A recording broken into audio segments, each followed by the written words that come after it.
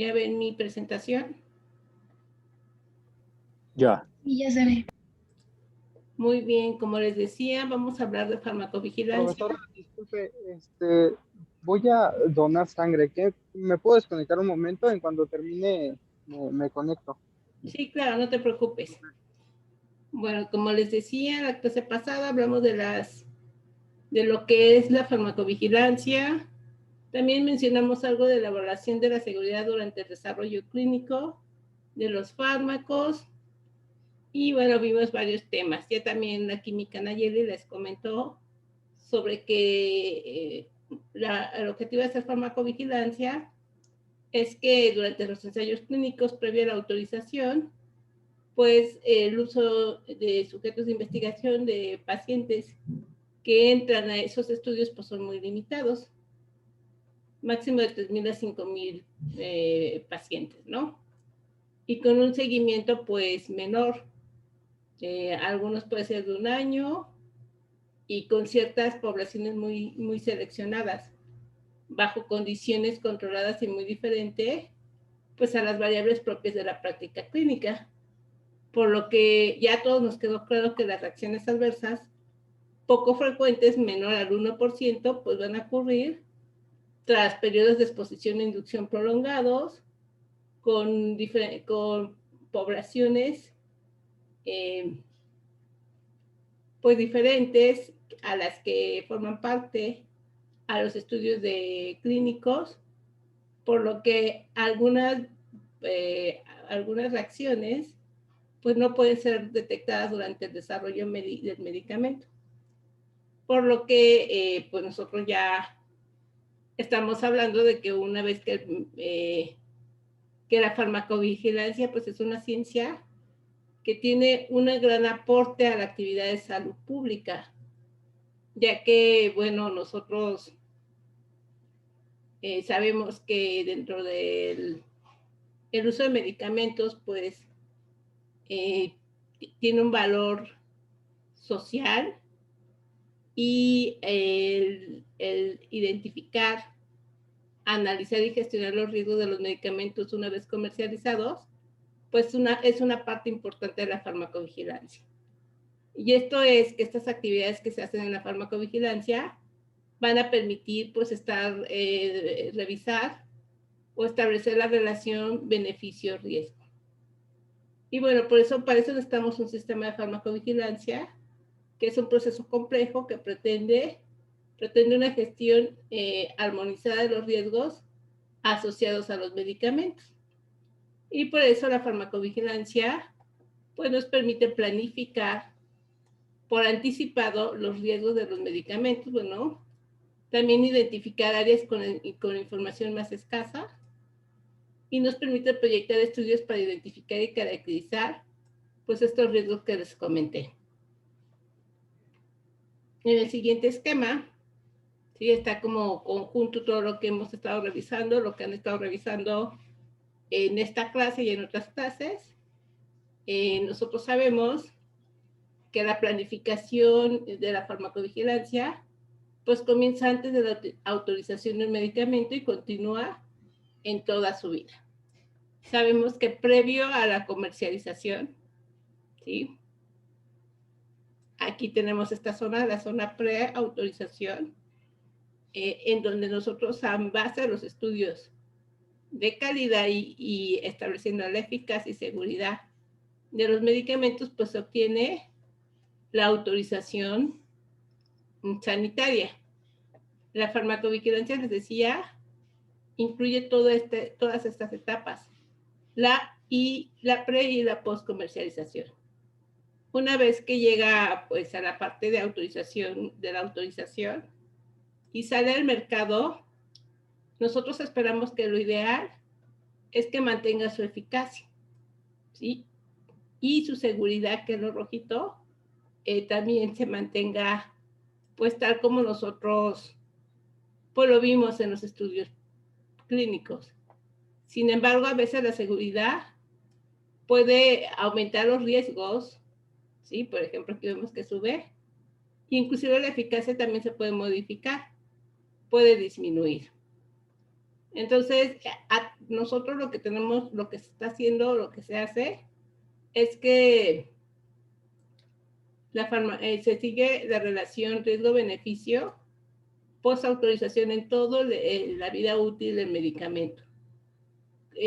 La farmacovigilancia, pues, es un área continua y compartida en donde a través de las notificaciones espontáneas, los estudios epidemiológicos, otras fuentes de datos y los informes periódicos de salud, pues nos van a permitir estar vigilando pues, la seguridad de ese medicamento que se encuentra en el mercado.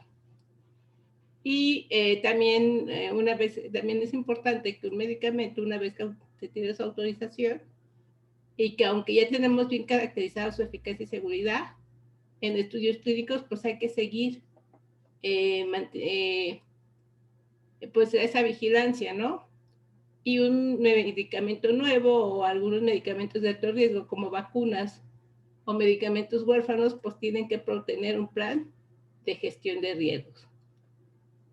Recuerden que la farmacovigilancia es, por tanto, una tarea continua y compartida entre las compañías o la industria farmacéutica, los reguladores, los profesionales de la salud y los ciudadanos. ¿Tienen alguna duda hasta aquí? No, profesora. No. Y bueno, lo que vamos a ver el día de hoy es lo que son los planes de gestión de riesgo. Estos planes de gestión de riesgo para un medicamento es generado por los titulares de la autorización del medicamento y deben ser presentados a la Agencia Regulatoria de Medicamentos o la autoridad competente de cada país. Una vez que está autorizado, que las autoridades podrán exigir un plan de gestión de riesgo o actualización del mismo si consideran que hay un problema en el medicamento que puede afectar el balance beneficio-riesgo. ¿En qué consiste un plan de gestión de riesgos? Puede ser la planificación de cómo se van a abordar las incertidumbres sobre los riesgos y cómo minimizar los riesgos ya conocidos, que es a través de establecer medidas proporcionales al riesgo desde tareas esenciales de farmacovigilancia hasta la realización de estudios o programas específicos o elaboración de materiales informativos. El plan de gestión de riesgos es continuamente modificado y actualizado en el ciclo de vida del medicamento, porque una vez que se está monitoreando ese fármaco, pues va a haber nueva información disponible. Y pues se puede requerir en cualquier momento para los medicamentos ya autorizados.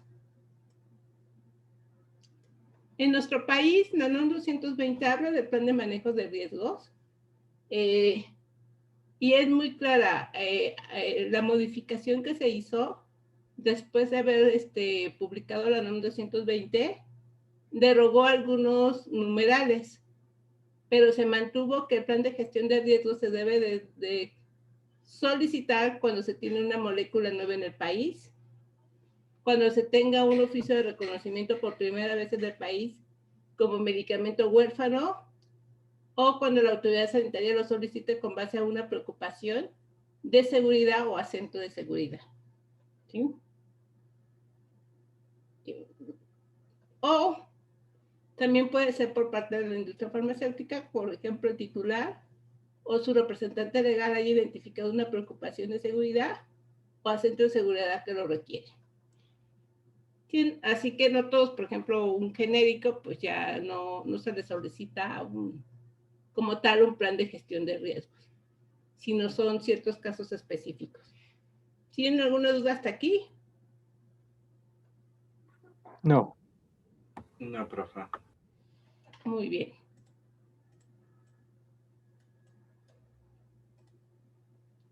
Y bueno,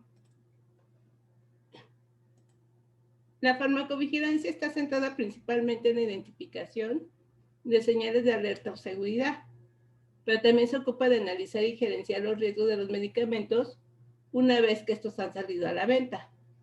Y puede así definirse dos fases de lo que tiene que hacer lo que se hace para farmacovigilancia. Tenemos la etapa 1, ¿sí? Que se enfoca al análisis de riesgo. Y la etapa 2, que es la gestión de riesgos.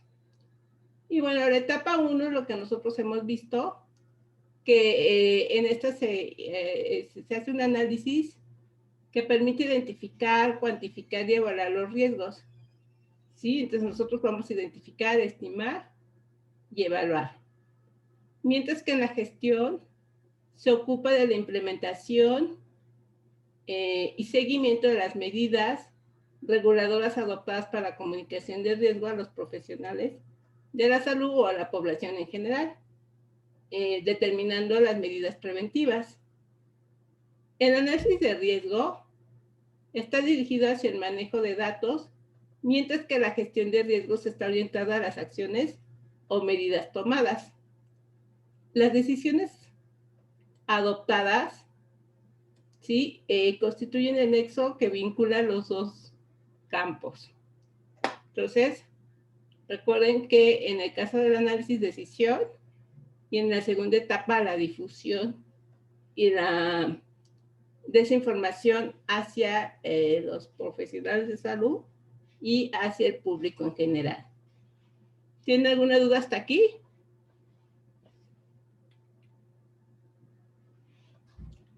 Bueno, con respecto a la seguridad que nos va a permitir manejar el riesgo, también hay 3 etapas que están interrelacionadas e interactivas. Hay que caracterizar el perfil de seguridad del medicamento, incluyendo lo que es conocido y lo que es desconocido. ¿Sí? Entonces nosotros, en cuestión de la seguridad, hay que establecer lo que son las especificaciones de seguridad.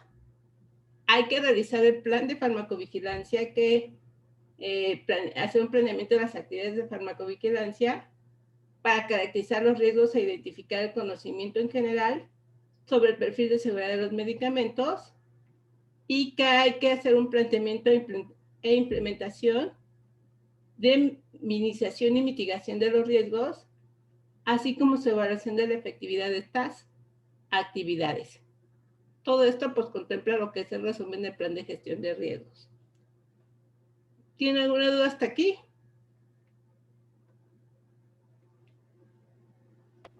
No, profesora. Pero ¿a qué nos referimos especificaciones de seguridad? Las especificaciones de seguridad hay que identificar, ¿sí? ¿Qué se conoce y qué se desconoce de un medicamento? Nosotros tenemos 3 aspectos importantes que están asociados a la seguridad: el medicamento, nuestra población diana y la enfermedad. En el caso del medicamento, pues nosotros sabemos información como la toxicología, la farmacocinética y la farmacodinamia, cómo se va a utilizar, en base a los estudios clínicos, pues qué efectos adversos ya se reportaron, qué efectos de clases de grupos farmacológicos ya se tienen, así como las posibles interacciones. En el caso de la población diana, ya sabemos quién ha sido estudiado, quién no, y qué factores de comorbilidad pueden afectar las especificaciones de seguridad. Y en el caso de la enfermedad, pues tenemos la historia natural de la enfermedad, su epidemiología, qué otros tratamientos concomitantes se dan para esta enfermedad y qué tratamientos alternativos. De toda esta información, nosotros podemos tener o identificar lo que son preocupaciones de salud, ¿sí? O de seguridad o asuntos de seguridad, que son riesgos identificados importantes, riesgos potencialmente importantes o información faltante relevante. Y bueno, nosotros sabemos que un riesgo importante, o bueno, está definido según la EMA, un riesgo importante al riesgo identificado potencial que puede tener un impacto negativo en el balance beneficio y riesgo del producto, o que tengan implicaciones para la salud pública.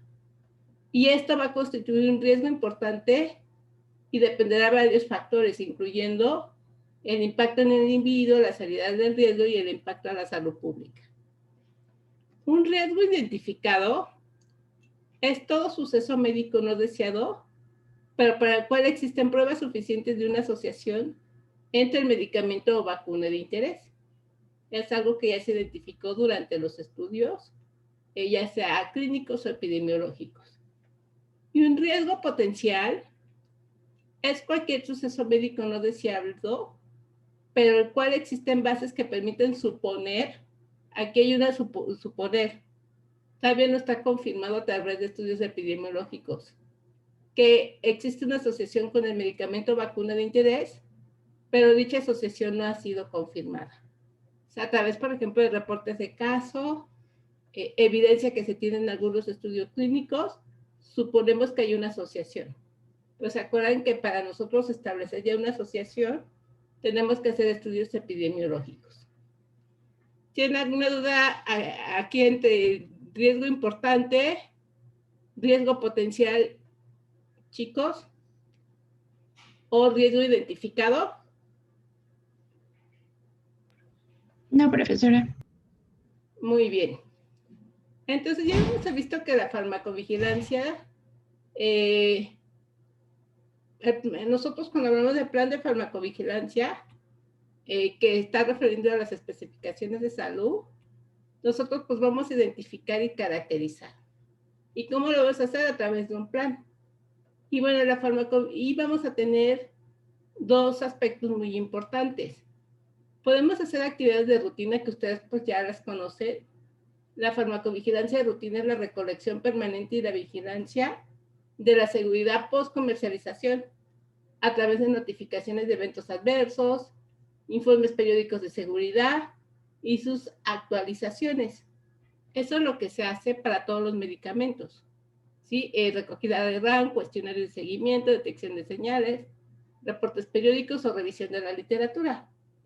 Para la mayoría de los fármacos, la farmacovigilancia de rutina es suficiente. ¿Sí? Por ejemplo, para una aspirina, pues eso es suficiente más que estar revisando o estar con la notificación, ¿no? Espontánea. Pero hay fármacos, ¿sí? En donde esa información no es suficiente. ¿Para cuáles? Pues para aquellos, para aquellos fármacos que puedan tener riesgos graves de seguridad identificados, ya sea antes o después de la aprobación, poblaciones en riesgo que no han sido estudiadas adecuadamente, por ejemplo, mujeres embarazadas, ancianos, niños, a veces muchos de los estudios clínicos, pues no contemplan esa información. Y ahora sí se tiene que administrar ya en la práctica clínica diaria ese medicamento a esa población especial. Entonces, pues hay que estar monitoreando y viendo,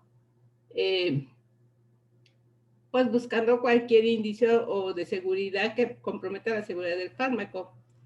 Entonces, también la farmacovigilancia rutina no es posible cuando tenemos un riesgo potencial de medicamentos en una población objetivo. Y bueno, por ejemplo, infarto de miocardio y un medicamento para hipertensión, a veces es difícil distinguir el efecto del fármaco de la incidencia habitual, por lo que, por ejemplo, podemos hacer un estudio con un grupo control que recibió un comparador activo placebo para facilitar la atribución exacta del evento adverso. Y bueno, recuerden que el propósito de un plan de farmacovigilancia es describir y discutir cómo el titular del registro sanitario plantea la identificación y o caracterización de los riesgos identificados en las especificaciones de seguridad. Entonces, y les decía, pues nosotros las planes de actividades de rutinas, pues ya la conocen muy bien. Pero también podemos tener actividades adicionales, ¿sí?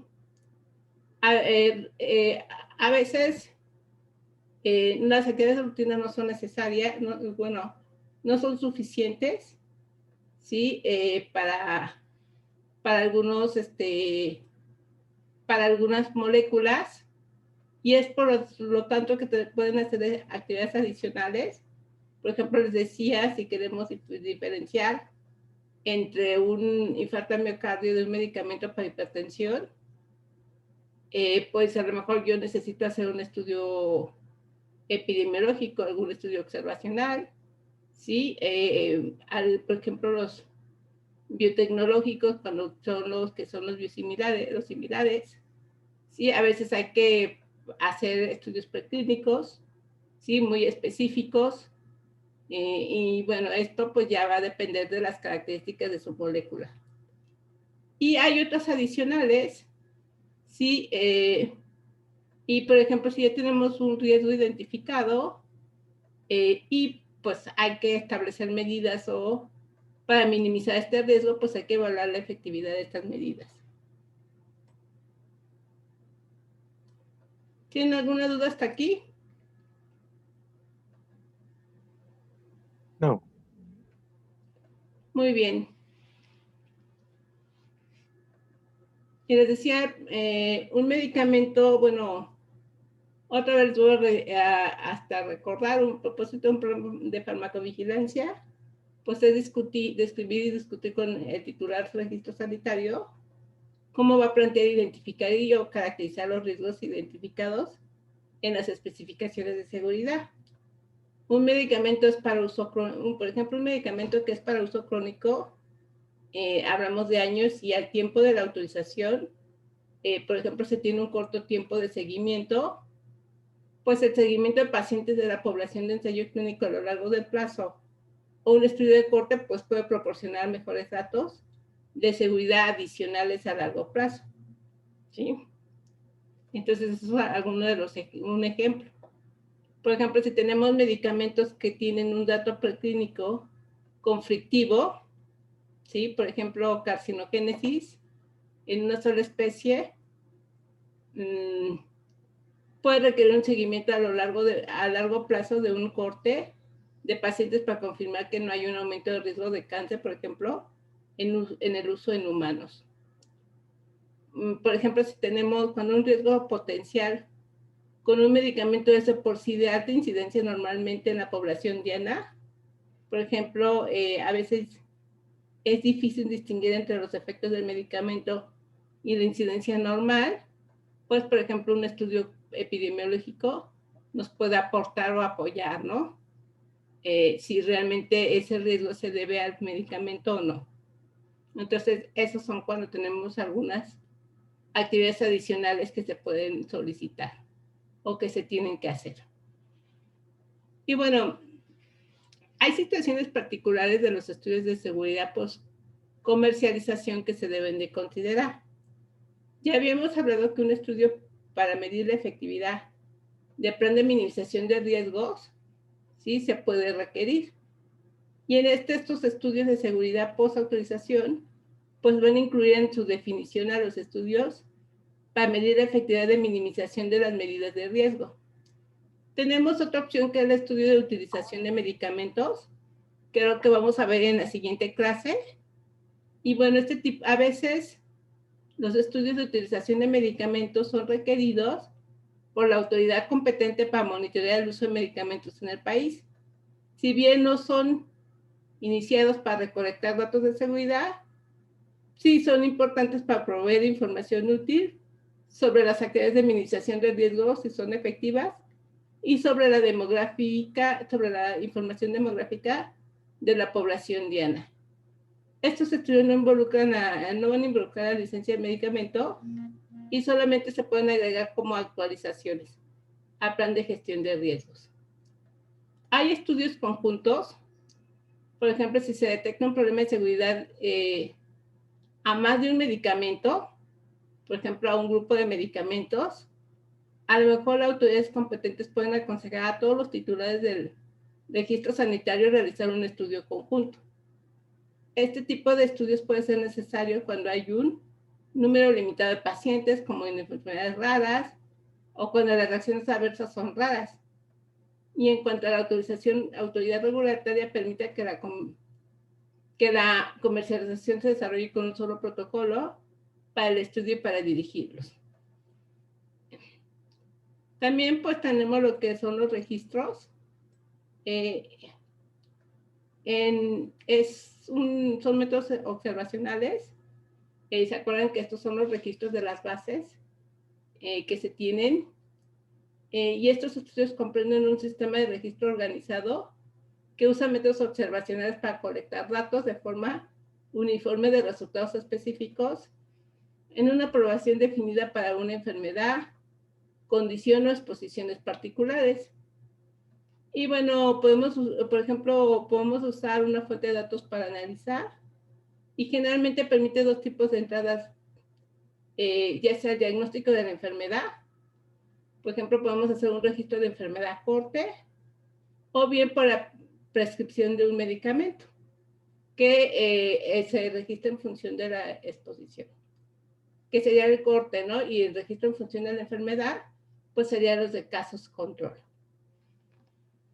Y bueno, aquí en los registros, pues lo ideal es que tengamos un grupo comparador, ya que el registro de enfermedades será más adecuado cuando se tenga, bueno, pues si tenemos un registro limitado en específico de los medicamentos, ¿sí? Entonces es otra opción para que nosotros podamos hacer estudios de comercialización estudios de seguridad post autorización.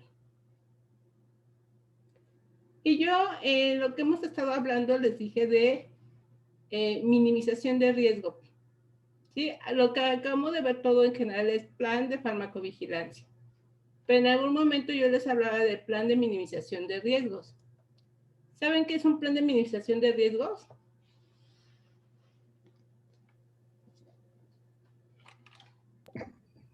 Es como un recopilado de acciones para prevenir el riesgo de alguna situación. Sí, algo parecido. En base a las especificaciones de seguridad, pues por ejemplo el titular del registro sanitario debe de evaluar qué actividades se tienen que hacer para minimizar los riesgos para evitar problemas de seguridad. El plan de minimización de riesgo debe proveer los detalles de las medidas que se tomarán para reducir los riesgos asociados con los problemas individuales de seguridad. ¿Sí? Entonces, nosotros tenemos nuestras especificaciones de seguridad y pues lo que queremos es prevenir o minimizar. Ya sé que para ese medicamento hay un riesgo identificado específico. Bueno, no lo puedo evitar porque son características del fármaco, pero ¿cómo puedo yo hacer que no afecte en gran medida a mi paciente? ¿Sí? Entonces, eso se llama lo que es las medidas de minimización de riesgo. No es posible establecer una guía precisa para estas actividades en cada situación. Se debe considerar caso por caso, dependiendo de la severidad del riesgo, la indicación, la forma farmacéutica y la población diana. Pero un problema de seguridad puede utilizarse mal. Para un problema de seguridad específico, podemos utilizar más de una medida de minimización de riesgo. ¿Sí? Entonces, por lo general, las medidas de minimización de riesgo están divididas también en dos. Tenemos las que son de rutina, ¿sí? Que, por ejemplo, hay que tener, nosotros lo vemos, ¿no? En la caja o en el empaque viene el resumen de las características del producto o la ficha técnica, pieza dirigida a los profesionales de salud, ¿sí? O pues hay unas específicas para el paciente. Las etiquetas, ¿sí? En el envase y en el etiquetado primario, pues por ejemplo, pues que tenga pues, bien identificado, que se indique la concentración, que por ejemplo el paciente no se confunda, por ejemplo, si tiene un nombre muy parecido a otro medicamento, pues que el paciente puede identificar muy bien el medicamento, ¿no? A diferencia de otros. El prospecto que les decía, donde viene todas las informaciones dirigidas al paciente, el tamaño de envase, ¿sí? A veces está diseñado para, por ejemplo, los antibióticos, pues sí, lo que trata de traer es número de unidades específicas para el tratamiento, ¿sí? Esas algunas son algunas de las medidas.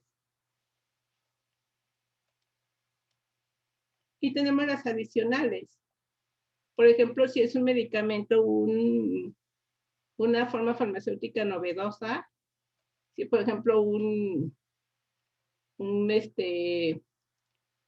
aquellos medicamentos que se necesita un dispositivo médico, pues por ejemplo hay que dar material informativo, ya sea al paciente o a los profesionales sanitarios, ¿sí? También, por ejemplo, si son medicamentos que pueden tener un riesgo importante, que por ejemplo lo que pasa con los opiáceos, pues se tiene un sistema de distribución controlada. Entre otras medidas que pues van a hacer que si ya tenemos un riesgo identificado, pues lo podemos prevenir o minimizar.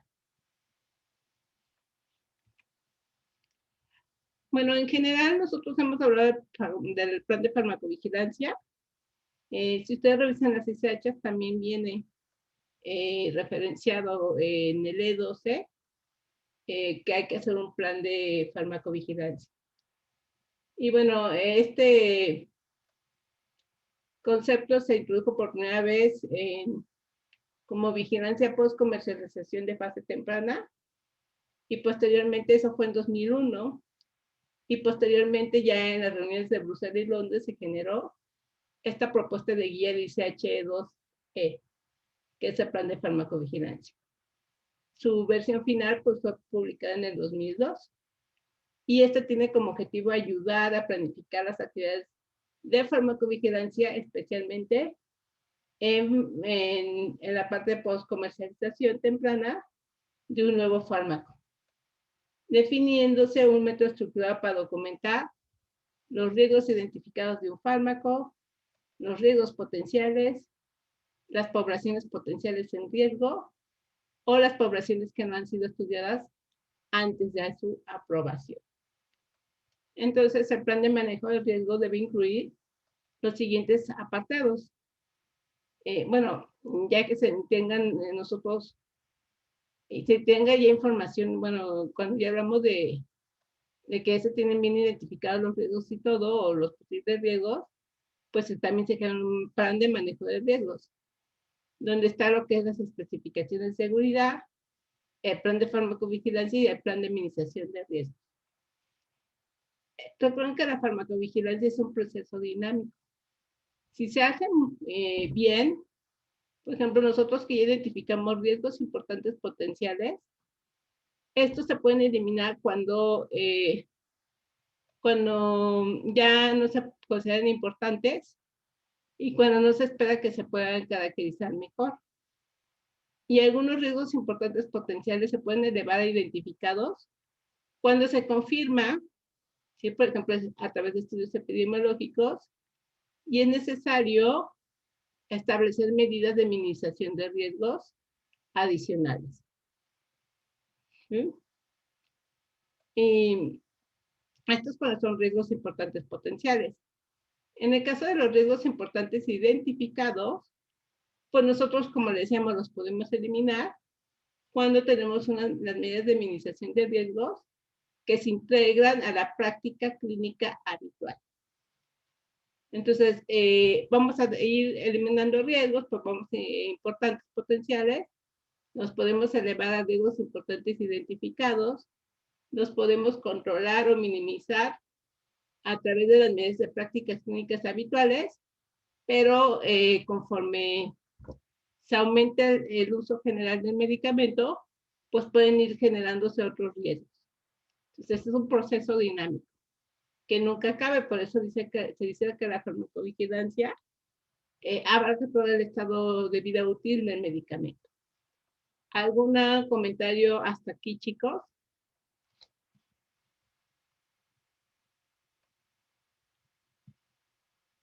¿Sí siguen ahí? Sí, aquí estamos. No, por el momento no. Este es como el marco operativo de la farmacovigilancia. Recuerden que la farmacovigilancia que se hace está como unificada en todos los países que más o menos tienen pues el proceso de la estructura similar. Ya vimos que el primer paso es identificar el riesgo, ¿sí? Con esto, pues nosotros a través de la comunicación de sospechas de reacciones adversas, pues se puede detectar señales. Posteriormente, hay que caracterizar y cuantificar los riesgos. Esto se hace a través de estudios de utilización de medicamentos o estudios epidemiológicos. Con esta información vamos a evaluar los riesgos. Vamos a interpretar los datos disponibles para darles un contexto de sus beneficios. Es decir, establecer la relación beneficio-riesgo. Con esta parte se pueden tomar decisiones, que son acciones reguladoras, ¿sí? A través de consulta de expertos y comités para minimizar los riesgos. Y con eso se va a comunicar, ¿sí?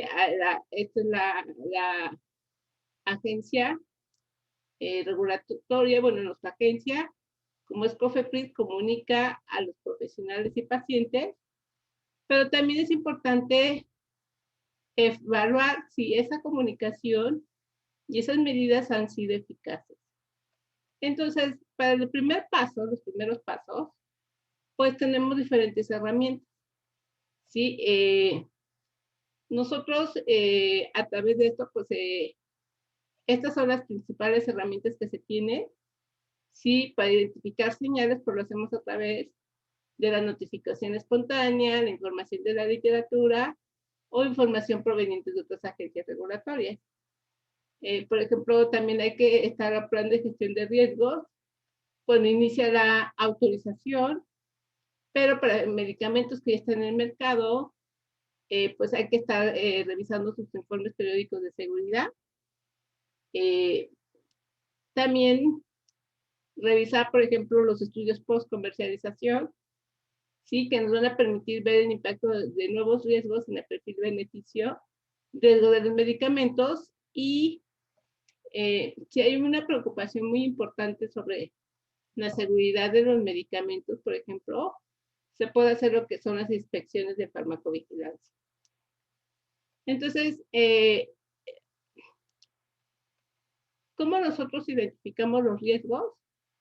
Pues a través, ya sea de notificaciones espontáneas, que son casos comunicados directamente por el profesional sanitario, o a los titulares del registro, a la autoridad sanitaria, o también los casos comunicados a través de la literatura científica. Hay otros métodos, ¿sí? Por ejemplo, están los métodos a través de registros de casos y vigilancia, casos control o estadísticas de mortalidad. Esto es métodos que están orientados a lo que es la enfermedad. Pero también tenemos métodos orientados al medicamento, que son los estudios de seguimiento o los estudios de utilización de medicamentos. Con la información que se tiene de estos métodos de identificación de riesgo, se construyen las señales, o sea, hacen las señales. Y bueno, ¿qué es una señal? Yo les dije desde hace rato señal, pero bueno, hay que definirla bien. Con la información que surge de una más fuentes documentadas, ¿sí? Incluyendo observaciones y experimentos, estudios experimentales. A través de esta información, de estos estudios, pues se sugiere una asociación causal, potencialmente nueva o un nuevo aspecto de asociación, previamente conocida entre una intervención y un evento o conjunto de eventos relacionados, ya sea adverso o benéfico, que se considera suficiente pero para justificar una acción de verificación de la información. La OMS también tiene su definición. Dice que una señal es la información sobre un posible relación causal entre un acontecimiento adverso y un fármaco, siendo la relación indeterminada o incompletamente documentada previamente. quiere decir que esa asociación aún no se había establecido previamente. Por lo general es necesario tener más de una notificación para generar una señal. Sí, o sea, necesitamos tener pues diferentes, varias notificaciones, ¿no? Y dependiendo de la gravedad del evento y la calidad de la información, pues nosotros podemos establecer una señal. Una señal es una hipótesis junto con datos y argumentos, y es importante tener en cuenta que una señal no solo es algo incierto, sino también de naturaleza preliminar. Y bueno, hay diferentes métodos para establecer las señales. Existen procesos para análisis de la información. Pueden ser de tipos cualitativos, ¿sí? A través de evaluación médica o epidemiológica descriptiva, ¿sí? O pueden ser cuantitativos en términos absolutos o en términos relativos. Y vamos a enfocarnos a lo que es los aspectos cualitativos, ¿sí? Por ejemplo, un patrón temporal. A lo mejor podemos nosotros evaluar el inicio del que sale al mercado el tratamiento, si se van reportando más casos, si se retira, por ejemplo, el tratamiento y si hay una reposición.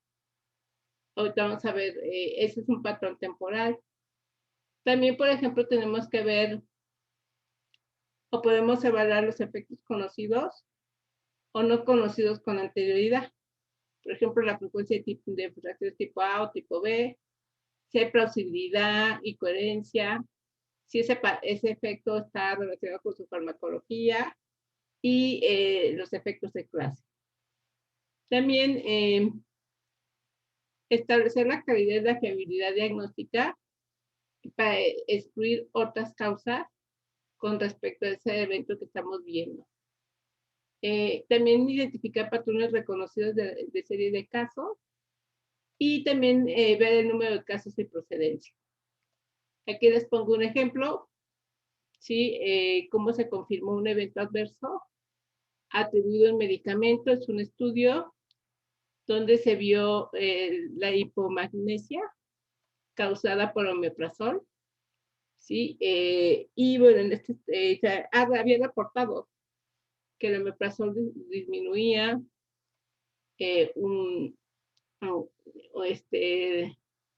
los niveles de magnesio, ¿sí? En suero. Entonces hizo un estudio en donde se evaluaron pacientes, ¿sí? Sus niveles de suero, ¿sí? Por ejemplo, en la flecha A indica, aquí vemos cómo están sus niveles de suero. Y la fecha A indica una reducción de la dosis. Vemos que, como les decía, el omeprazol reduce los niveles de magnesio.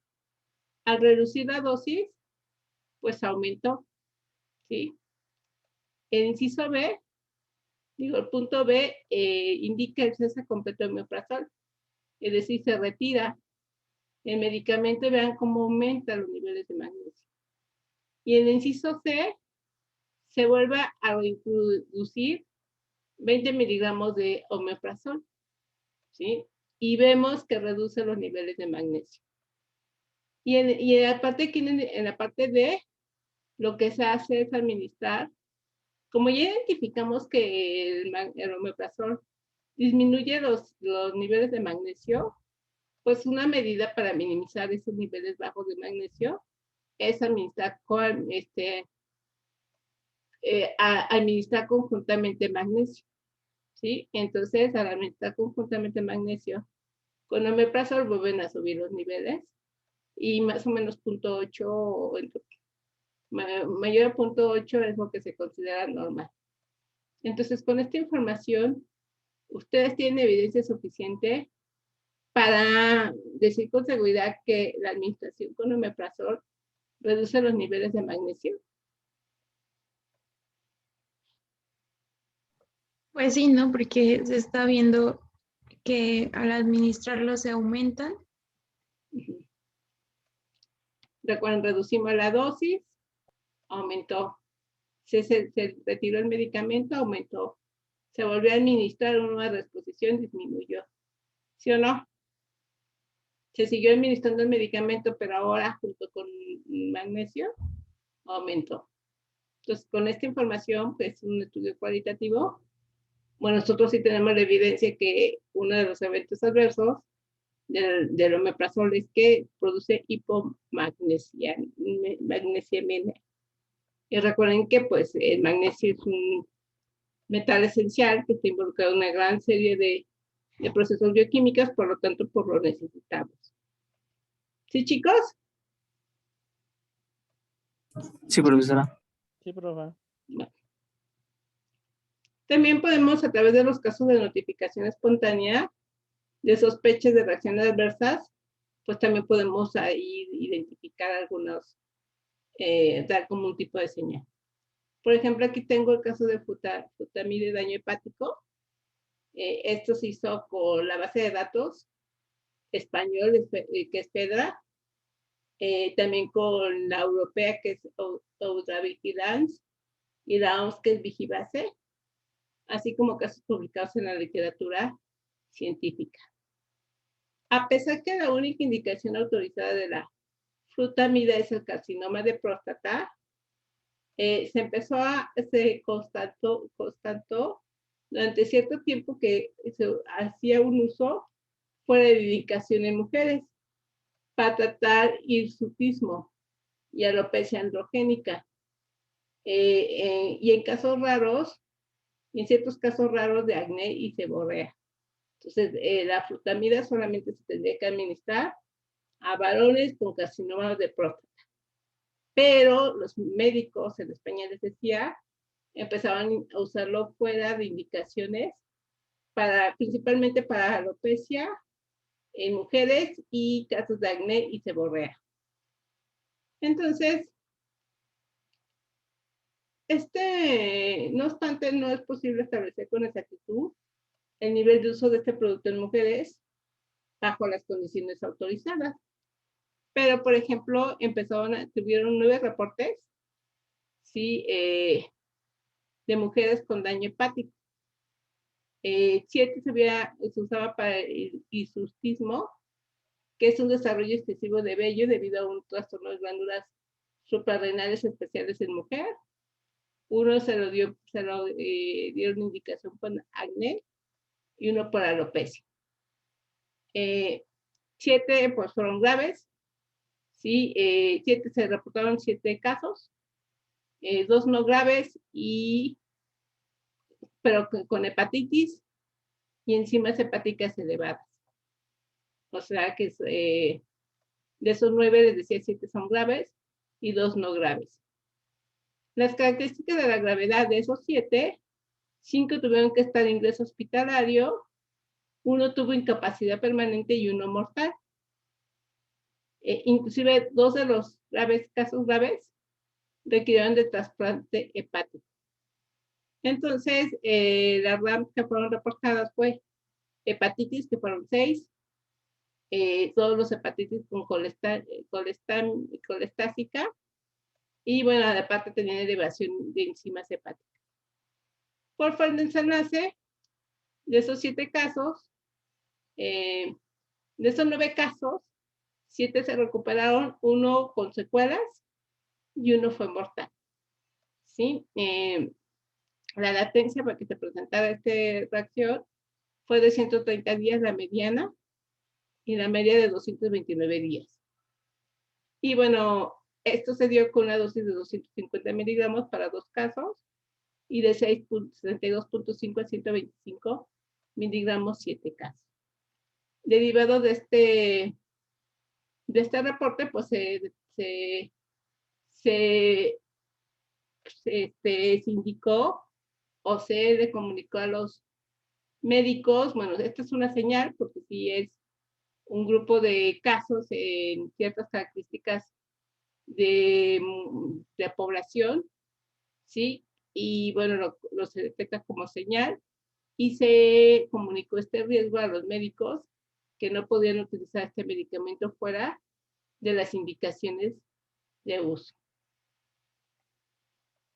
¿Cómo ven este caso, chicos?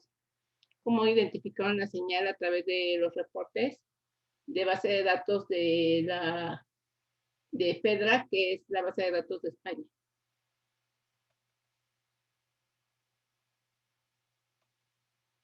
¿No? Un comentario muy interesante. Pues que hay más casos graves que casos no graves, entonces pues como que sí se ve un poco preocupante eso. Sí, sí, al estar ahí monitoreando las bases de datos, pues se identificaron, ¿no? 7 casos, 9 casos, de estos 9, 7 eran graves. Entonces, pues sí es una señal. Esos son los cualitativos, estos dos. En el caso de los cuantitativos, la identificación de riesgos, lo que se hace es estos estudios cuantitativos, lo que va a hacer es, en términos relativos, separar o identificar la señal sobre el ruido. ¿Sí? Para esto se establecen medidas cuantitativas de desproporcionalidad dentro de la base de datos. Es por eso que es muy importante tener base de datos. Y bueno, estas medidas cuantitativas de desproporcionalidad están basadas en lo que nosotros vimos en epidemiología, ¿sí?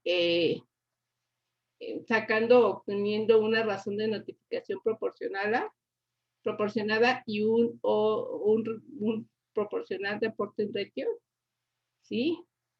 De las notificaciones reportadas en las bases de datos. También podemos aplicar lo que es el método bayesiano para sacar, en vez de estas medidas epidemiológicas que nosotros sacamos por los datos o las bases de datos a través de construir tablas de 2x2, lo que es el componente de información o la media geométrica bayesiana.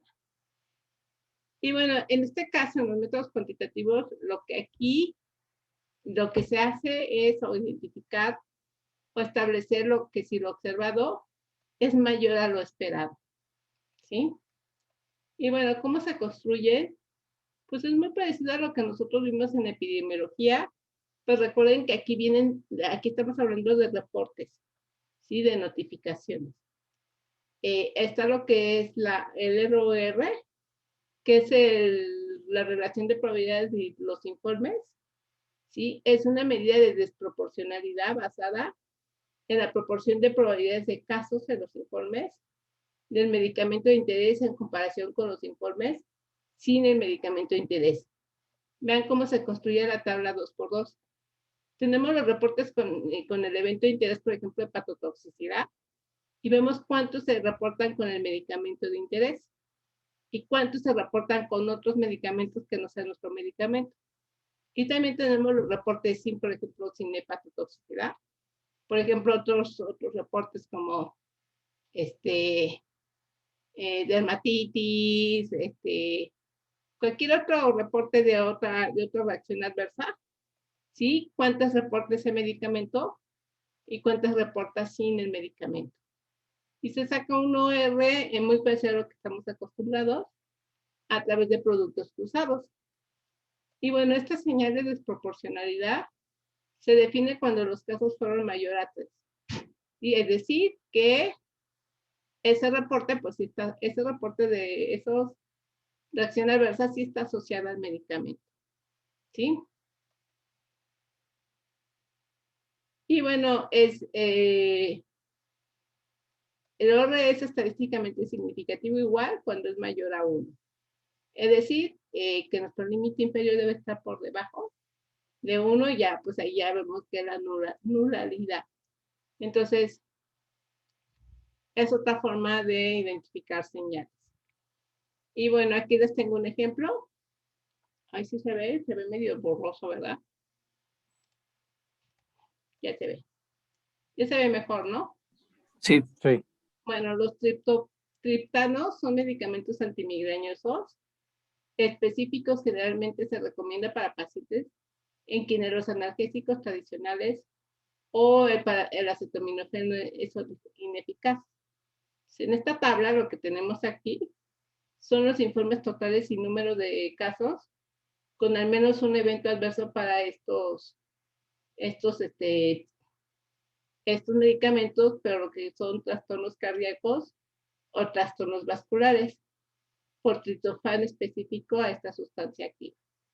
Entonces aquí tenemos todos los triptanos, el total de reportes de reacciones adversas a nivel global, ¿sí? Y el número de casos que tienen un desorden cardíaco vascular.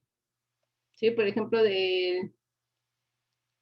el sumatripán, se reportaron de todos los reportes de eventos adversos, 73.1 fue otros casos y 62.6 reportaron desórdenes cardíacos. ¿Sí? Entonces aquí tenemos de todos los estos. En esta tabla, ¿sí? Esa tabla de proporción de probabilidad de informes para consulta, aquí ya enfocado a los eventos adversos que nosotros queremos ver si existe una señal o no. Entonces, por ejemplo, el infarto al miocardio, vemos que tiene un R de 0.191 con un intervalo de 0.79, 1.04.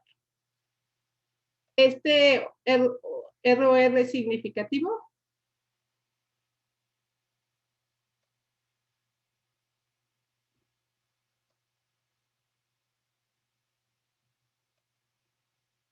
No dice nada, chicos. ¿Qué dicen? ¿Siguen ahí? Les pregunté algo muy simple, significativo. Este OR del infarto al miocardio. ¿Sí están ahí o quieren que les diga a alguien específicamente? A ver. Mariel. Aquí estoy, profesora. ¿Es significativo ese OR para considerarlo una señal? Sí, es significativo. ¿Por qué?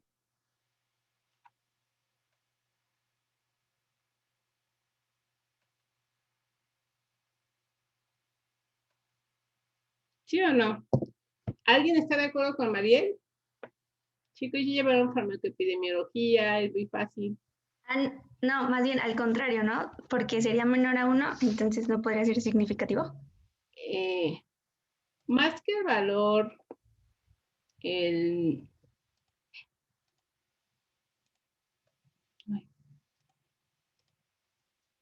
más que el valor, este valor, hay que fijarse en el intervalo de confianza.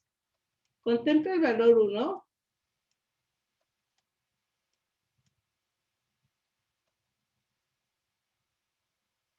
Chicos, ¿se acuerdan que el valor 1 es de nulidad? ¿Sí o no? Sí. Entonces, contempla el valor 1. ¿Sí o no? Sí. Entonces, pues realmente no es significativo, porque da lo mismo ese medicamento tiene la misma frecuencia de ese evento adverso que otros, ¿sí? Entonces no podemos atribuir realmente que los reportes de notificación debido al infarto agudo se deben a ese, pues está asociado fuertemente con ese tratamiento, ¿sí o no? ¿Todos hasta aquí sí van entendiendo? O ni idea. Y ahora sí. Sí. O sea, si está dentro del rango, no hay asociación. Si contempla el valor 1.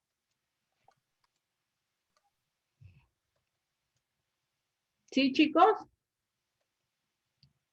O sea, Sí, el valor 1 es igual los reportes y no los reportes que están para ese medicamento y los reportes que están para otros medicamentos es lo mismo.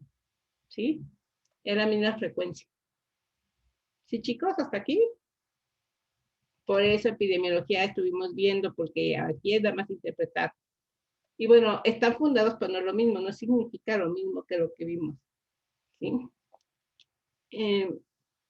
Aquí, por ejemplo, La mayoría de estos eventos adversos reportados para ese grupo de fármacos, como isquemia cerebrovascular, isquemia de corazón,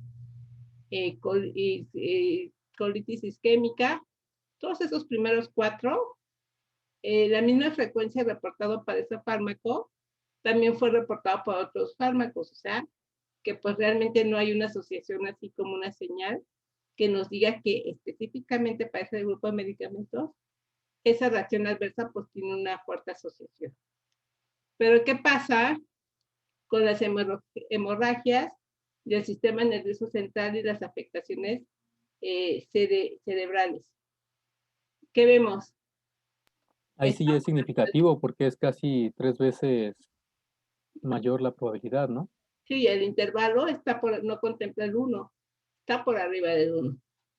Entonces, ¿qué queremos decir? Que bueno, esa frecuencia o ese número de notificaciones para ese grupo de fármacos, pues sí es mucho mayor y sí podría ser una señal de que ese evento adverso pues está asociado directamente con ese grupo de fármacos. ¿Sí, chicos? O nada, Sí. me están dando el... Ahí sí va a estar, ¿no? Entonces, esto fue publicado en el 2014, sí, con los datos de los reportes de eventos adversos de la FDA con su base de datos. Por eso les decía, es muy importante tener una base de datos. Bueno, notificar y tener una base de datos para poder identificar esas señales. Entonces, a partir de después del 2014, por ejemplo, en los insertos, ya que se identificó, que se publicó, dice que pues este medicamento puede provocar hemorragias del sistema nervioso central y afectaciones cerebrales. Esta otra opción era el Reporting Out Region, el ROR, pero también tenemos lo que es Proporcional Reporting Region, que en español no sé cómo quede, pero bueno, yo lo traduje como pude, que es la razón de notificación proporcionada. La verdad es que en la parte de la literatura de farmacovigilancia, pues viene como PRR. Sí, este es un índice de reportes proporcional, que es una estadística que se utiliza para resumir la medida en que se informa un evento adverso particular para las personas que toman un medicamento específico. El cálculo de PRR, como lo vemos aquí, es idéntico al cálculo del riesgo relativo de un estudio de corte. Es idéntico, como vemos. Tenemos los eventos adversos de interés, para lo que es reportado para ese medicamento de interés, y lo que es reportado para otros medicamentos, y otros eventos adversos, y que no están en nuestro evento de interés, los reportados para ese medicamento de interés y otros medicamentos. Entonces, como les decía, igual muy parecido. Acá lo que vimos, el ROR sería como un estudio de casos y controles, y acá como un estudio de corte, ¿no? Aquí les tengo un ejemplo de con una base de datos de la Asociación de Aspirina y Clopidogrel, sí, con los datos de la FDA, ¿sí? Y bueno, es medio borroso.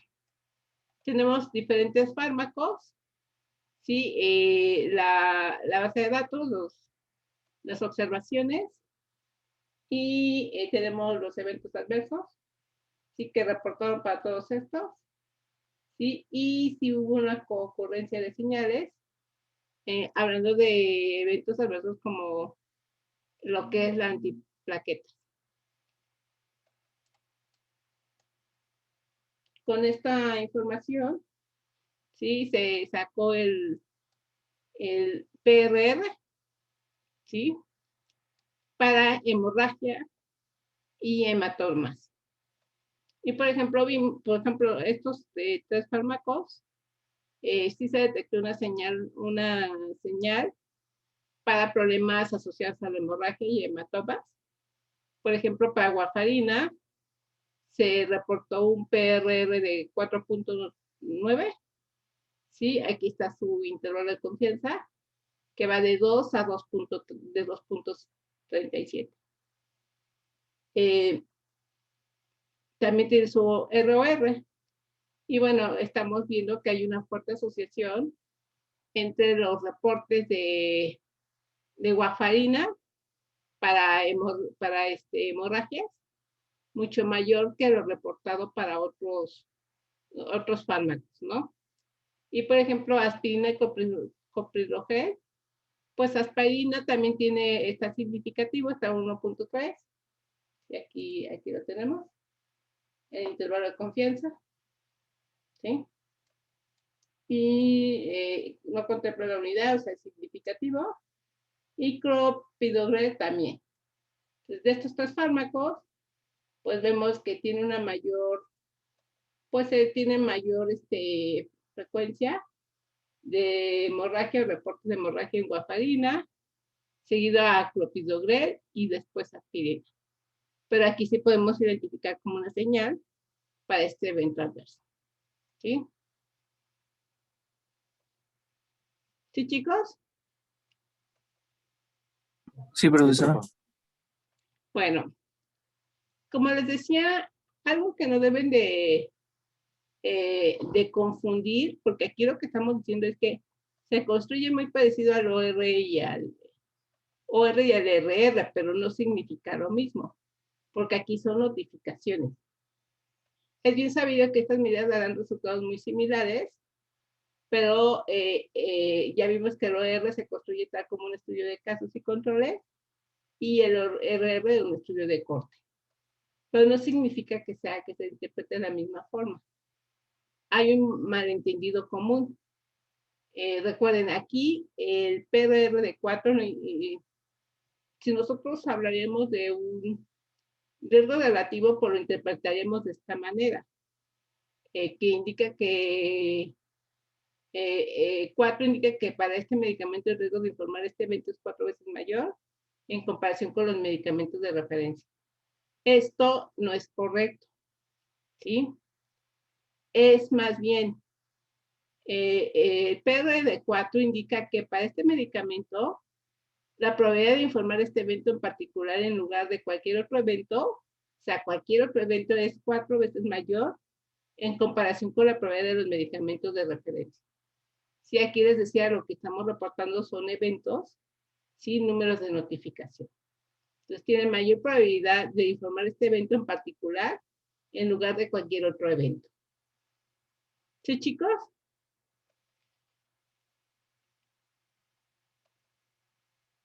Sí.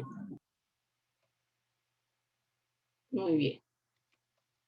Y bueno, hay otro método que es el método bayesiano, que se construye igual con las tablas 2x2, pero aquí lo que se trata de obtener, bueno, se saca la proporción de observados y esperados, y se obtiene un intervalo de confianza con los logaritmos natural de 2.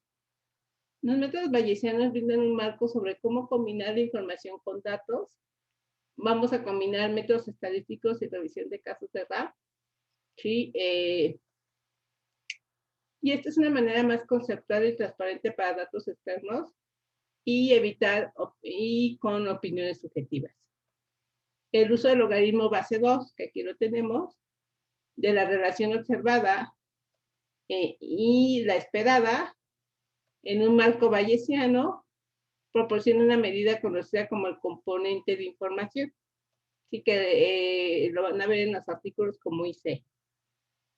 Este es un método diferente.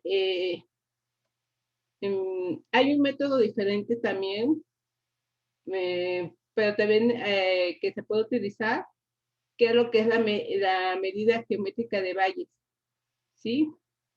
Sin embargo, esta medida, pues, lo que hace es tiende al valor nulo, 0, del que se esperaría si solo usáramos datos observados, por lo que se puede eliminar sesgos cuando se tiene problemas críticos en detectar o no la señal. Y les decía que la OMS a veces utiliza este método para detectar señales.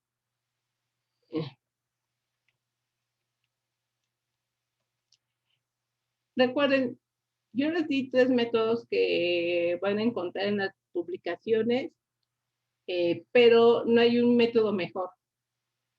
El PRR podría decirse que es el más fácil de interpretar, pero el método Bayesiano son más ventajosos en los eventos adversos bajos o poco frecuentes, pero a veces es mucho más complejo.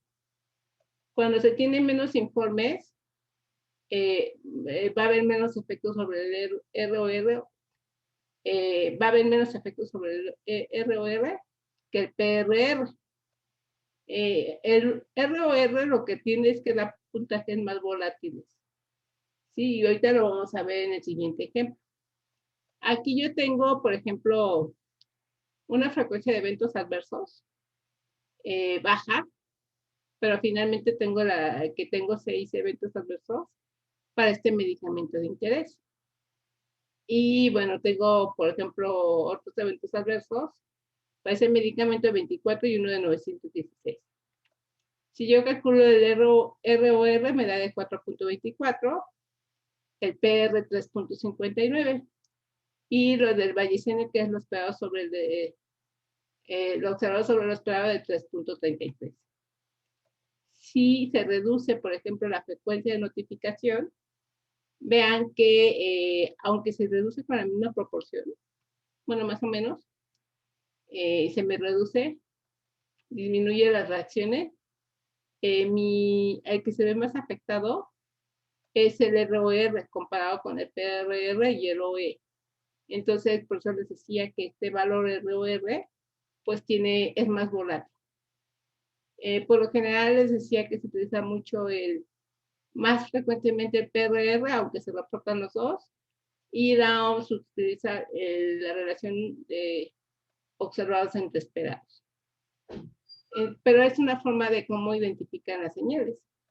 ¿Sí? Con las bases de datos, pues ya dicen, este medicamento, debido a PRR, pues produce tiene más probabilidad de presentar este evento con respecto a los otros eventos reportados para este medicamento. ¿Sí? Entonces es una forma de hacerlo. ¿Tienen alguna duda o comentario sobre esto?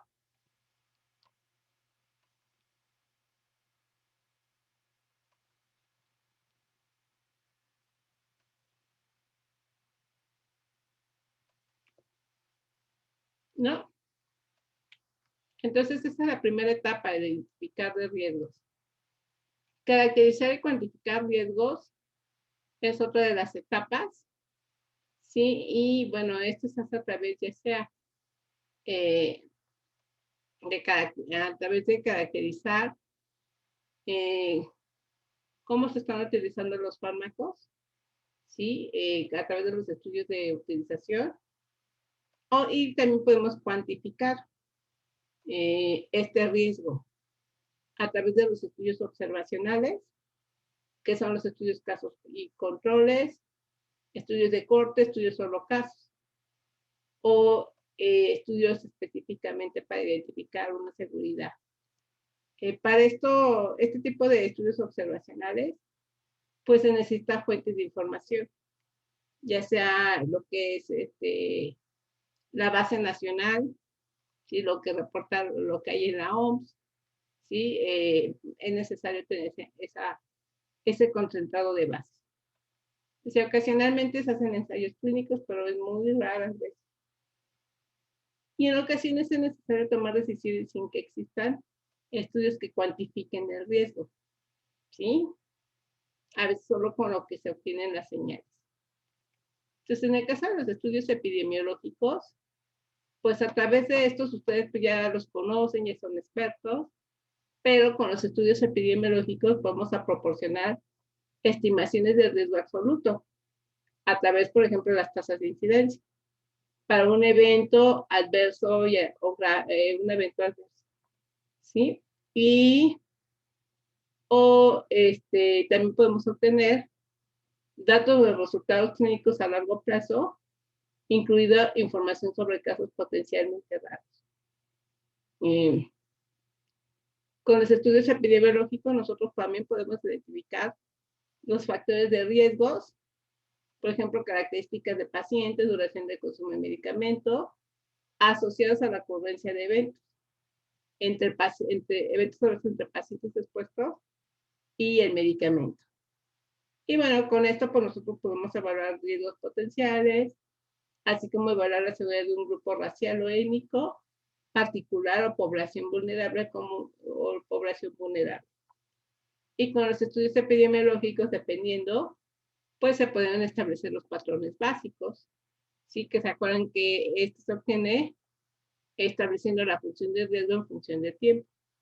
Ya vimos los tipo 1, que es de pico, que es el evento adverso, pues aumenta la probabilidad de que ocurra hasta llegar a un máximo a lo largo del tiempo y después disminuye. Cuando hablamos de constante es que a lo largo de un tiempo pues se mantiene la misma probabilidad de riesgo, y la decreciente es que conforme aumenta el tiempo, aumenta el tiempo de exposición, aumenta la probabilidad de que se presente ese evento adverso. ¿Sí?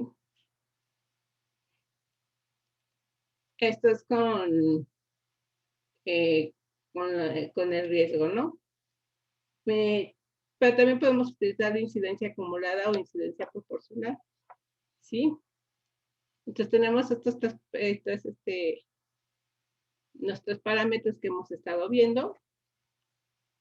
Por ejemplo, tenemos nuestro tipo pico, que ya habíamos visto que aumenta hasta un máximo y luego disminuye. Así lo vemos cuando lo graficamos como incidencia, ¿sí? Tasa de incidencia, ¿sí? Y aquí está la incidencia acumulada, cómo se ve. Y bueno, ¿se acuerdan que el evento adverso de agranulocitosis asociada a clozapina tiene esta característica, que al inicio tiene mayor riesgo? Por ejemplo, 0 a 18 semanas, tiene una tasa de incidencia mayor, una incidencia acumulada de 5, y bueno, en el caso de que aumente, va disminuyendo, sí, pero en el caso de la incidencia acumulada, pues sí fluctúa. Aumenta, disminuye y luego vuelve a aumentar. Entonces, esa función de pico se ve con este tipo de reacción adversa. Recuerden que la tasa de incidencia, aquí está, puede ser en años si no se dividen los diferentes periodos relevantes de riesgo. Tenderá a ser más pequeña a medida que se acumule el tiempo de personas de los periodos de más bajo riesgo. Y la incidencia proporcional, que incluye el principal periodo de riesgo, pues es una buena aproximación. Esta es la función de riesgo constante. Igual aquí tenemos cómo se grafica el K-CERAT. Aquí cómo está la tasa de incidencia. Y la incidencia acumulada, como lo tendríamos el gráfico. Y bueno, para la incidencia proporcional acumulada cambia de forma uniforme lineal por unidad de tiempo. Si se expresa como incidencia acumulada, hay que hacerlo por unidad de tiempo. Recuerden. Y aquí, por ejemplo, un evento que, por ejemplo, tiene este tipo de características es la hemorragia gastrointestinal alta asociada a ahí. ¿Sí? Que es la misma, una tasa de 5.1 por cada 1000 personas año para hombres y de 3.8 por cada 1000 personas año para mujeres. La función de riesgo creciente, aquí tenemos la tasa, ¿sí? La tasa de incidencia, que va a ir aumentando, ¿sí? Así en función del tiempo, y la incidencia acumulada pues va a tener este comportamiento. Y por ejemplo, un evento adverso que tiene este tipo de... en este caso, la incidencia acumulada va a ser distinta para cada periodo de exposición y va a ser más relevante. Y bueno, aquí por ejemplo tenemos el reporte, ¿no? De la incidencia acumulada para el medicamento, que es A1, ¿sí? Acuérdense que hacer sin estar expuesto al medicamento. Por 5 años, pues hay una tasa de incidencia de 47 en 1000 casos. Esto es en mujeres. Decía 2 por cada 1000 mujeres. Esto es a los 5 años. Cuando pasa los 10 años, vemos que aumenta de 51 en cada 1000 usanos. Y en 15 años, pues aumenta a 57 en cada 1000 mujeres. Y bueno, nosotros podemos sacar el riesgo atribuible a la mujer, sacando la diferencia entre la incidencia acumulada basal, ¿sí? Y la incidencia acumulada expuesta al medicamento. ¿Tienen alguna duda aquí de cómo estos estudios epidemiológicos, cómo se establecerá y nos permite establecer la magnitud de asociación entre una reacción, entre un evento adverso y la exposición al medicamento y cómo va cambiando a lo largo del tiempo? Por ejemplo, también podemos ver aquí, tengo un ejemplo, por ejemplo, de cuál es el caso de riesgo de desarrollar cáncer para 2 fármacos. Nosotros, ya sea ranitidina o omeprazol, y tenemos diferentes opciones. Por ejemplo, si yo hago un estudio de corte, es decir, en estudio de corte, los sujetos se seleccionan en función de la exposición, quién está expuesto y quién no está expuesto, y se va a hacer un seguimiento, ¿sí? Y al final, pues voy a reportar la frecuencia de reacciones adversas, si está presente en los expuestos, si está presente en los no expuestos, o está ausente en los expuestos y los que no están expuestos, si está ausente. Y bueno, con un estudio de corte, pues se acuerdan que yo puedo sacar la incidencia acumulada de los expuestos, de los no expuestos, el riesgo relativo y el riesgo atribuible. Esas son las medidas de asociación, la medida de cuantificación, asociación, y bueno, esto todo lo hemos visto. En este caso, por ejemplo, tengo un riesgo relativo de 2.71 para ranitidina y de omeprazol de 0.07. ¿Esa información les dice algo?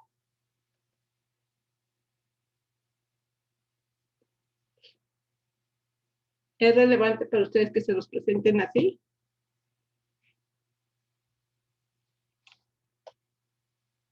¿Sí están ahí?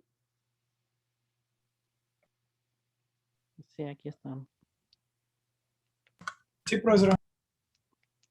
¿Esa información les sirve así como está presentada? No, necesitaría tener como el desglose, ¿no? ¿Qué falta? Que es muy importante. Los intervalos de confianza. Aparte,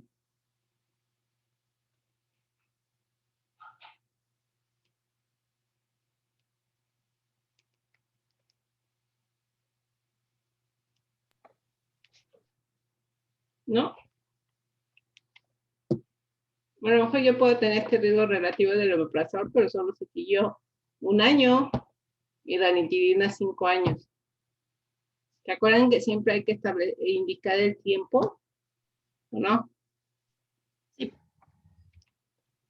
Por ejemplo, si yo quiero conocer la diferencia de O-ratio, suponiendo un tiempo de exposición de 10 años, cuando hablamos de O-ratio, pues yo estoy diciendo que es un estudio de caso de control. Bueno, también se puede hacer un estudio de corte. ¿Se acuerdan que los estudios de caso control? Pues yo selecciono los sujetos en función de la enfermedad. Es decir, si tienen la reacción adversa o no la tienen. Y pues reviso si fueron expuestos o no al fármaco. Esta es la forma de calcular los O-ratios a través de los productos cruzados. Y aquí me saca un ranitidina y aquí omeprazol. Y bueno, aquí pues ya me da más información. Aquí ya digo que tengo el tiempo de exposición de 10 años. Como dicen, me falta el intervalo de confianza para decir que sí es significativo. Pero bueno, con esto pues yo puedo ver que la ranitidina tiene mayor probabilidad de que se presente esta reacción adversa que el omeprazol, ¿no? Es mucho mayor el riesgo. ¿Sí, chicos? Sí, profesora. Muy bien. Además de eso, en este caso de los planes de farmacovigilancia, pues, por ejemplo, en los informes de los reportes periódicos de seguridad, pues se presentan las tablas donde se tienen las RAM, los eventos adversos reportados para, por ejemplo, ese tratamiento, para ese medicamento. Se tienen los casos graves y los no graves y el total acumulado. De estos, por ejemplo, aquí el vómito, pues tiene 50 graves y 100 no graves, o sea, total 150. Pero vemos, por ejemplo, que la náusea es el evento adverso con mayor frecuencia, se da 210. Y en el caso de los eventos que se reportaron de los 220, casos graves con mayor frecuencia, tenemos diarrea, que son 60. Entonces, pues nosotros aquí pues vamos a decidir, ¿no? Qué medidas vamos a tomar en función de la frecuencia y en función de la gravedad. ¿A qué de estos eventos adversos que yo tengo le implementaría un estudio de farmacovigilancia?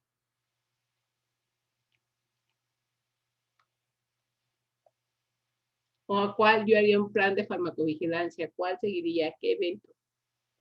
¿Cuál lo consideraría como un evento importante? ¿Sí?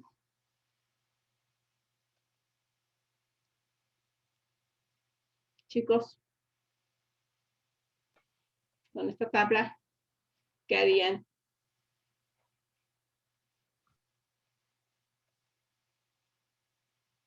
Con esta tabla daría más seguimiento a qué evento. ¿Al vómito? ¿Por qué? Porque es el que, de casos graves, es el 50% de los no graves y todos los demás están en menor frecuencia. Y diarrea.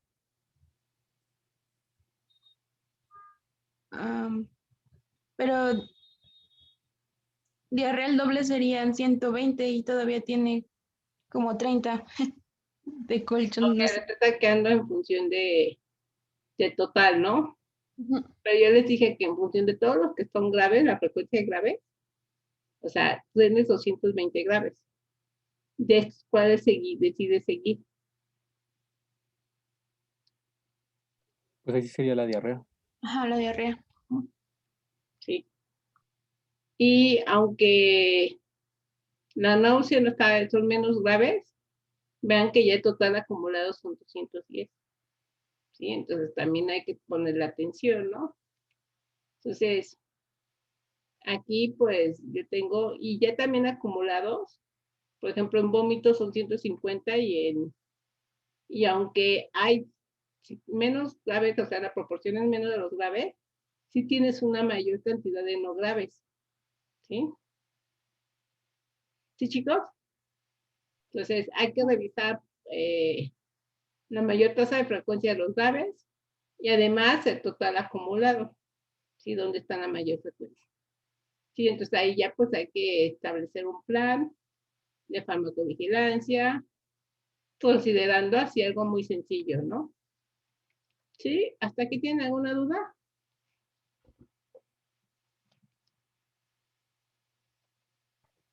¿No? No. Bueno, les decía que es importante también contar con bases de datos para la investigación farmacoepidemiológica, bases poblacionales, que tenemos una desventaja en nuestro país porque pues la base de datos poblacionales no hay una base como por ejemplo en España, como es el BIPAP, ¿sí? Ahí sí hay bases hospitalarias por sistemas de salud, pero como está todo desarticulado, pues es difícil concentrar esta información.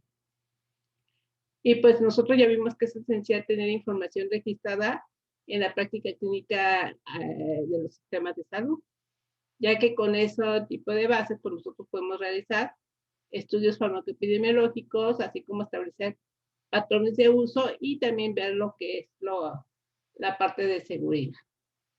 Y por ejemplo aquí les presento una base con la base de datos, por ejemplo, que esto también es España, de diferentes países, sí, que es la frecuencia de benzodiazepinas de uso a lo largo del año, sí, usando diferentes bases de varios países. Por ejemplo, en España hay una mayor frecuencia de uso de benzodiazepinas desde que salió al mercado en el 2001 y vean cómo se mantiene hasta el 2009. Y por ejemplo, otros países como Dinamarca, creo que no me acuerdo que todos son de la Unión Europea. Pero bueno, vemos que pues sí es de llamar, ¿no? Que el uso de benzodiazepinas pues está más concentrado, por ejemplo, en ese país, en España, tienen mayor frecuencia de uso que en otros. Entonces también la frecuencia de reportes adversos pues se espera que sea mayor en este país, porque tienen más frecuencia de uso. ¿Sí? Y bueno, ahí nos vamos dando una idea, ¿no? Del uso de lo que reporta. Y por ejemplo, aquí está un estudio que se usó con la base de datos de España, el IFAP, sobre pacientes que iniciaron tratamiento con fentanilo, ¿sí? Del 2002 al 2016. Y también igual, por sistema, por servicio. Y se dieron cuenta que se usaba más en oncología. Aquí vemos, ¿no? Que tenemos un aumento comparado con, por ejemplo, el total. Y vamos viendo el patrón de uso. Y bueno, con este seguimiento que se hizo, pues también se reportó una dependencia y abuso del fentanilo. Aquí, con este sistema, se hizo una distribución, ¿sí? De las reacciones adversas, ¿sí? En función del órgano sistema, ¿sí? Y, por ejemplo, se encontró desde eventos adversos relacionados con el trastorno del aparato reproductor, pero en mayor frecuencia sobre el sistema nervioso central, ¿no? Sobre el sistema nervioso. También pues identificaron lesiones traumáticas, intoxicaciones y trastornos generales y alteraciones. Vemos cómo está aumentando la frecuencia. Y aquí están las notificaciones de las principales 10 RAM reportadas para este fármaco, que va desde el nivel de conciencia disminuido, hipotensión, náusea, somnolencia, dependencia a otras drogas y vómito. Vean cómo están las diferentes RAM, ¿no? De las que son graves. De estos 24, además identificó 24 usos fuera de condiciones autorizadas, ¿sí? Que es lo que les decía, que hay notificación de abuso, ahí está, abuso y dependencia, que se fueron 74 notificaciones. Y por ejemplo, aquí está como construyeron, ¿sí? Hicieron un comparativo de un cuadro en donde pudieron establecer que existe una relación con el abuso y la dependencia de fentanilo. Tenemos los criterios que se revisaron en esa base de datos. Esto está inclusive publicado del análisis que hizo la agencia de España por edad, sexo, la frecuencia de gravedad de RAM, la RAM en el desenlace y la presentación de fentanilo. Por ejemplo, para dolor crónico oncológico, que es la indicación. Y se acuerdan que acá en este gráfico de uso, bueno, oncología, pues sí, es el servicio que más lo va a utilizar, porque es la indicación para dolor oncológico grave.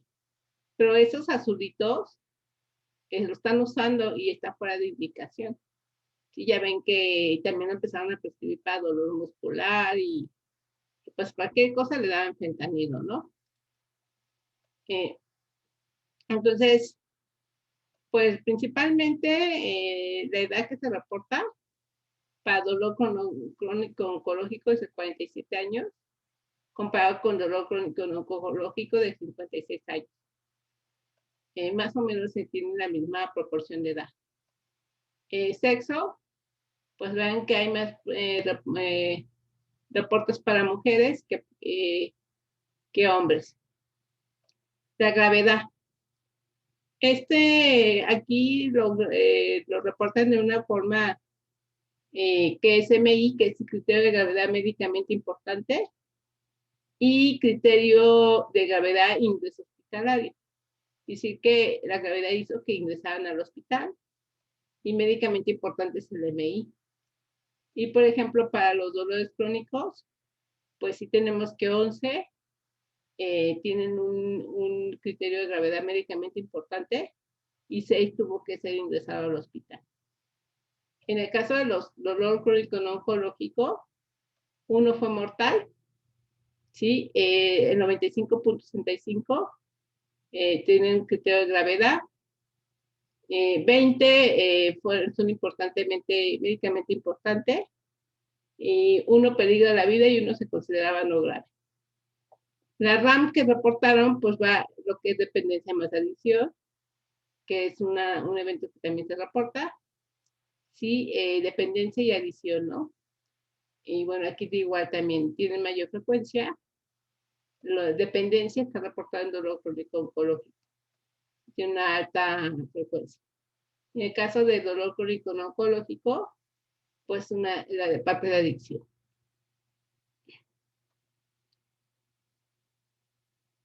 Desenlace. Aquí vemos que 8% no saben qué pasó con ellos, ¿sí? Y aquí de las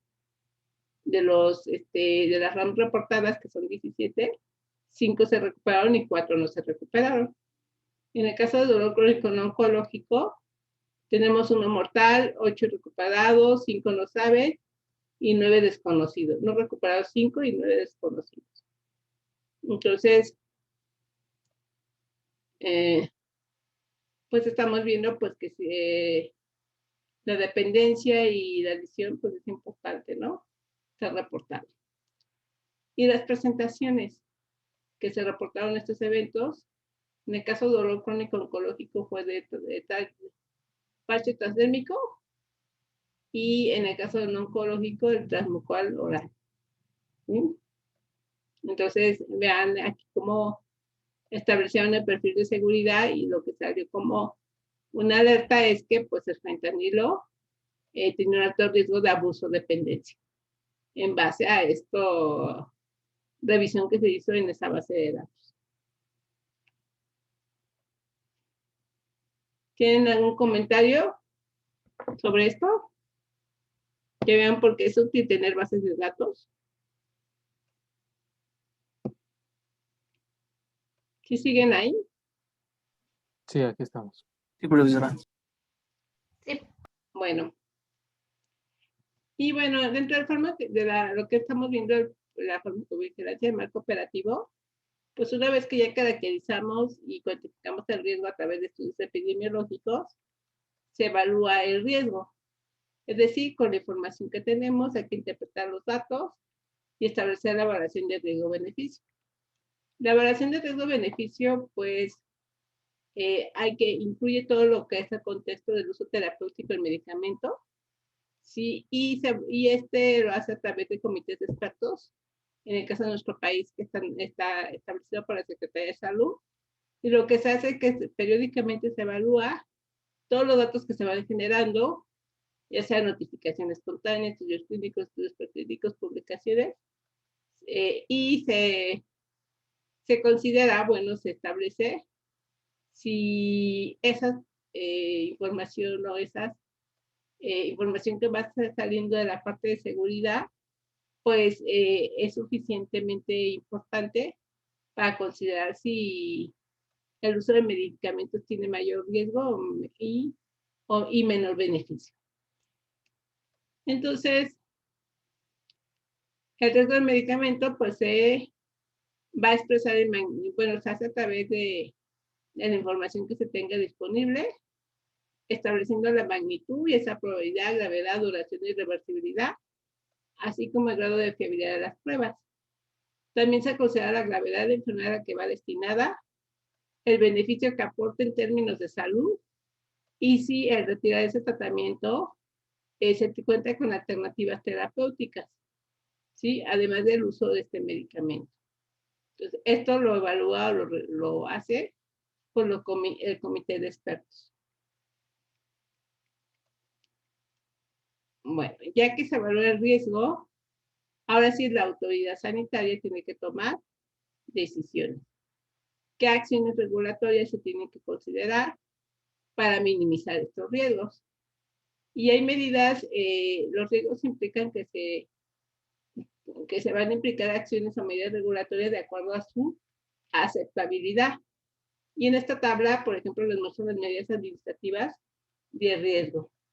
Si el riesgo es aceptable en las condiciones autorizadas de uso, pues se debe de incluir, nada más se le pide que al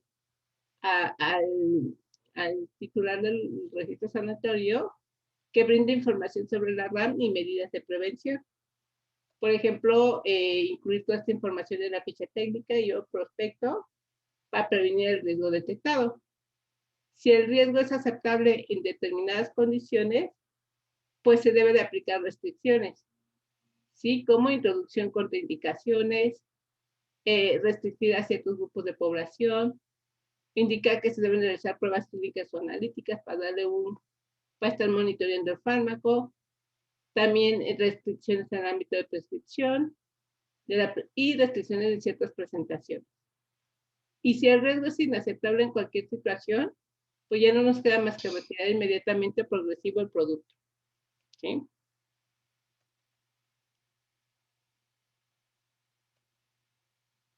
Como ven.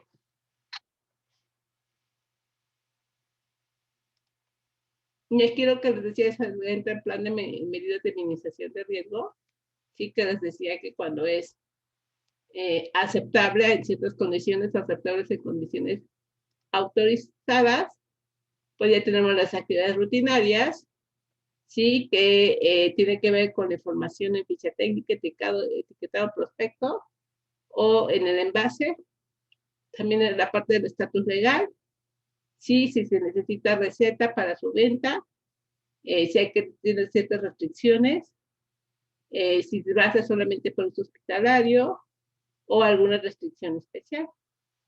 Esto va a depender de cada país, ¿no? Y hay otras actividades adicionales, que es preparar material educativo o también lo que se llama las cartas al doctor, donde se informa y se dan pues indicaciones especiales sobre qué medidas se tienen que tomar para minimizar este riesgo. También, por ejemplo, hay otra opción de lo que es la solicitud de consentimiento informado.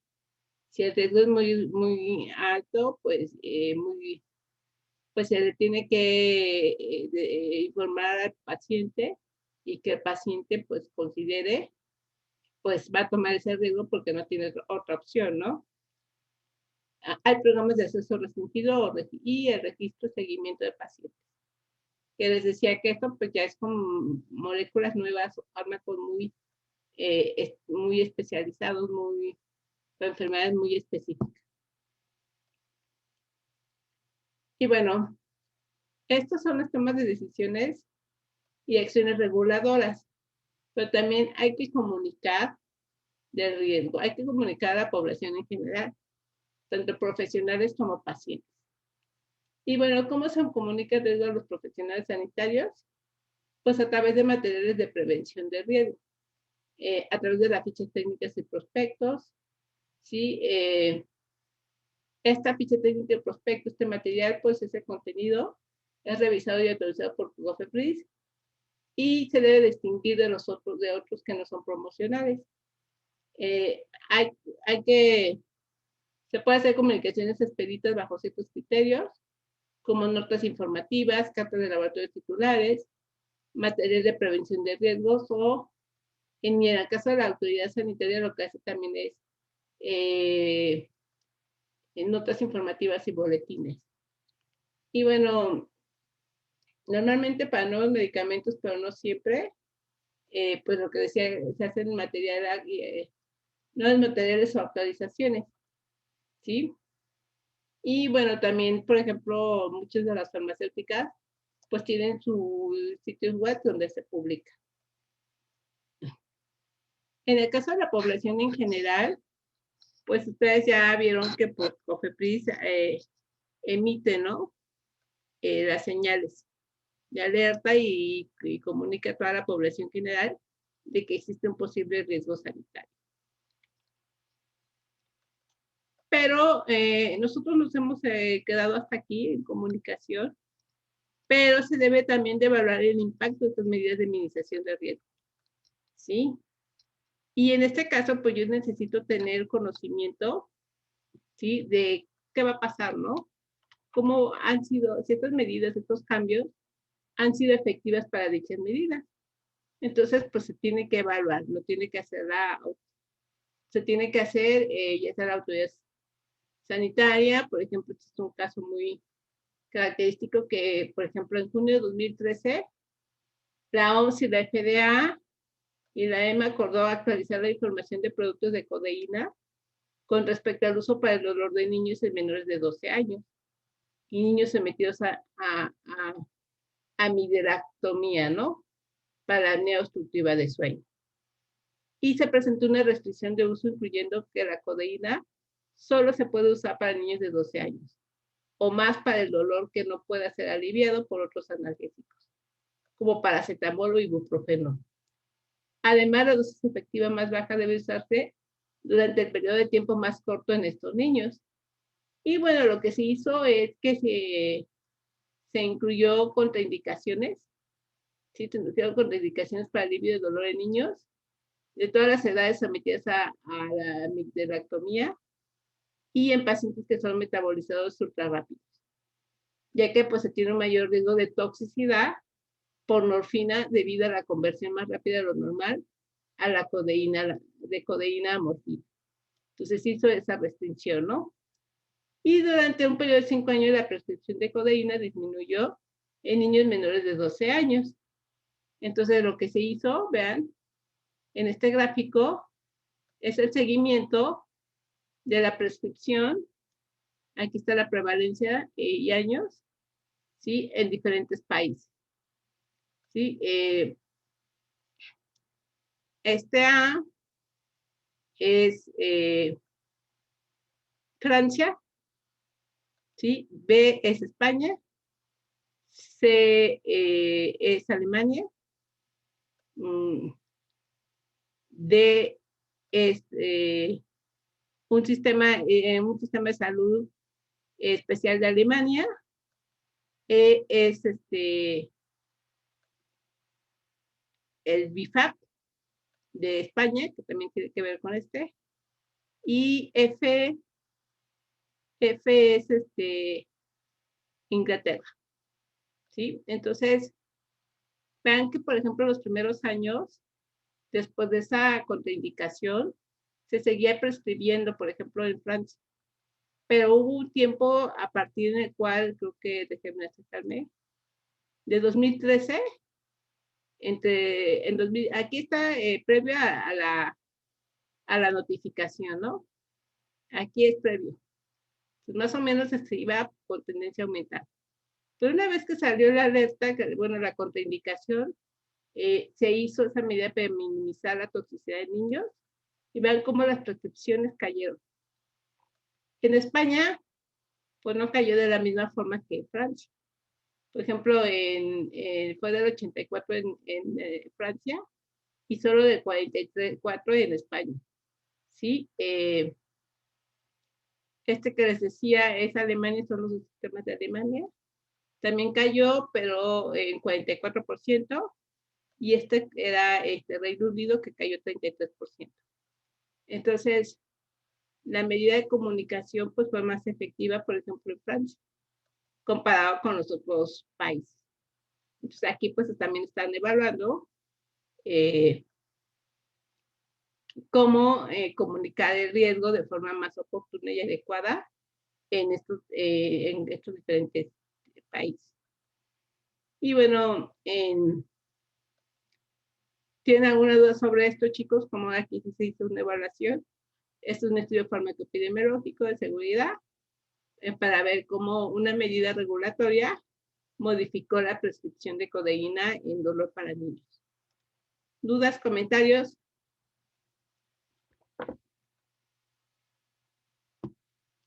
Bueno, recuerden que la farmacovigilancia es una actividad compleja en la que deben tenerse en cuenta multitud de factores y se manejan datos muy heterogéneos. Pero sin embargo hay que tomar decisiones, a veces las decisiones se toman con cierto grado de incertidumbre, pero lo que siempre es, esas decisiones que se toman, pues siempre es tratando de proteger al paciente. También ya vimos que las bases de datos pues nos ayudan a identificar y cuantificar los riesgos, además de evaluar el impacto de las medidas de minimización de riesgo. Y estas decisiones que se toman, pues deben explicarse a los profesionales sanitarios y a los pacientes. Y también es muy importante que se den cuenta del lugar del medicamento de la terapéutica, ¿sí? Y también cuando, por ejemplo, se quiere retirar un medicamento, pues qué alternativas tiene disponibles. Es dentro de los factores muy importantes que se toman, pero como les decía, siempre salvaguardando la seguridad del paciente. ¿Comentarios? ¿Qué les pareció? ¿Se durmieron?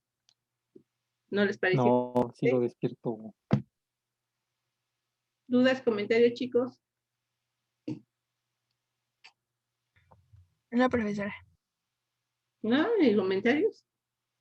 Muy bien.